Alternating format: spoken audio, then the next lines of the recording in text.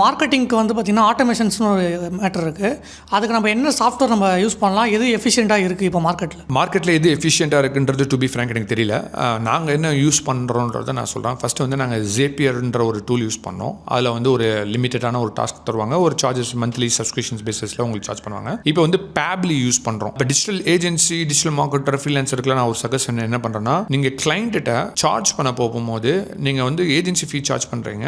Apart from that இந்த மாதிரி automation டூலுமே அவங்கள்ட்ட நீங்கள் வாங்கிக்கலங்க. அவங்களுக்கும் தனியாக அவங்க இமெயிலை வச்சு நீங்கள் வாங்கிக்கலங்க. இப்போ எங்கள் கிளைண்ட் எல்லாருமே Pabbly வந்து $249 என்னமோ தான் இருக்கும். Life time access. அதில் வந்து ஒரு லிமிட்டடான ஒரு டாஸ்க் தருவாங்க. அது மோர் தென் இனஃப் ஃபார் ஒன் கிளைண்ட். அப்போ அவங்கள வாங்கி தந்துட்டா வேலை முடிஞ்சிருச்சு. ஸோ அவங்க இன்கேஸ் அந்த கிளைண்ட் போனால் கூட நம்ம கொடுத்து விட்டலாம், அவங்க அக்கௌண்ட்டு அவங்களோட அசெட்னு சொல்லி கொடுத்து விட்டலாம். So any tools we are purchasing கிளைண்ட்டை வச்சு நம்ம வாங்க சொல்லிடலாம். அவங்களும் வாங்கி தருவாங்க. ஏன்னா அவங்களோட பிஸ்னஸ்க்கு அவங்க இன்வெஸ்ட் பண்ணி தான் ஆகணும். ஸோ Zapier அண்ட் Pabbly இப்போ ரீசெண்டாக வந்து N8Nன்ற மாதிரி ஒன்று கேள்விப்பட்டேன். அது நல்லா இருக்குன்னு சொல்லிடுறாங்க. நாங்கள் இன்னும் எக்ஸ்ப்ளோர் பண்ணல. மேபி இதோட பெட்டராக இருந்துச்சுன்னா அஃப்கோர்ஸ் எங்கள் டீம்கிட்ட கொடுத்து நான் எக்ஸ்ப்ளோர் பண்ண சொல்லணும். அதுக்கப்புறம் டைம் இருந்தால் எக்ஸ்ப்ளோர் பண்ணிட்டு நான் அதை பற்றி என்னன்றது சொல்கிறேன்.